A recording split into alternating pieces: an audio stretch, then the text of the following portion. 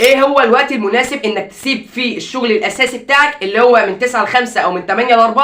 ايه هو الوقت المناسب اللي انا اسيب فيه الشغل ده واتجه للعمل الحر او التداول او التجاره او اي بزنس انا حابه او انا عايز اكمل فيه او انا فيه حاليا؟ يلا بينا. السلام عليكم ورحمه الله وبركاته، ازيكم عاملين ايه؟ يا رب تكونوا بالف خير. حبايبي واخواتي كل سنه وانتم طيبين. قبل اي كلام لايك سبسكرايب تعليق لي وزيك، ويلا بينا نخش على فيديو النهارده. نيجي بقى على اول خطوه، وهي لازم تكون محوش مصاريف 6 شهور على جنب.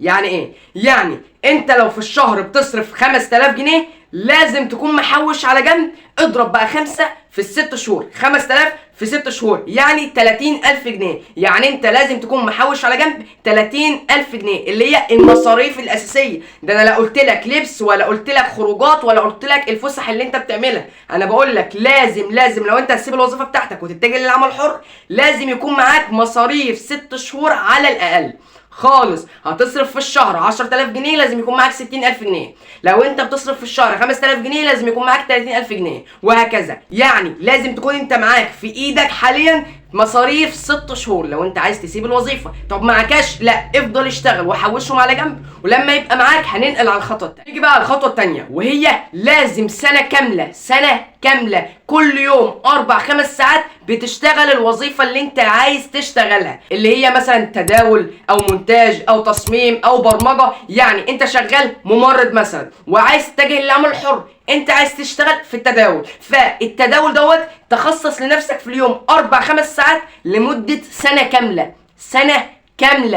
كاملة 12 شهر 365 يوم، سنة كاملة شغل على الوظيفة ديت اللي هي التداول عشان تقدر تسيب الوظيفة الأساسية. نيجي بقى على الخطوة الثالثة، وهي لازم يكون مرتب العمل الحر 50% زي مرتب الوظيفة. يعني انت يا صاحبي بتقبض في الوظيفة 10000 جنيه، فاحب اقول لك لازم ال4-5 ساعات اللي هم بتوع السنه اللي انا قلت لك اشتغلها، لازم ال4-5 ساعات اللي انت تشتغلهم دول يكون المرتب اللي طالع منهم 50% من مرتب الوظيفه، ويكون لمده 6 شهور متواصله. لازم المرتب ده يكون 50% لمدة 6 شهور متواصلة. يعني كل شهر بتجيب 50% من مرتبك الأساسي اللي هو بتوع الوظيفة الأساسية في 6 شهور متواصلة بدون توقف. ازاي يا علاء؟ بص يا صاحبي، أنا كعلاء شغال مثلا ممرض، أنا كممرض بقبض 10000 جنيه. تمام. انا بقى شغال في التداول على جنب، التداول ده بيطلع لي 5000 جنيه في الشهر. طب اقل من كده؟ لا، انا لازم اطلع من التداول 5000 جنيه في الشهر، نص مرتبي اللي هو الاساسي اللي هو 10000 جنيه، اطلع من التداول 5000 جنيه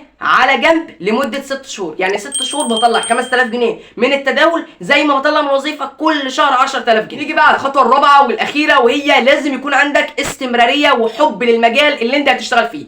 يعني مثلا ما تقوليش انا هسيب الوظيفه عشان اشتغل في التداول وانت اصلا ما تستحملش الخساره. يعني انت انا هخسر في التداول، لا مش عايزه. ولا اقول لك طالما انا كسبت فيه مره واتنين اكمل فيه، ولو خسرت اقف.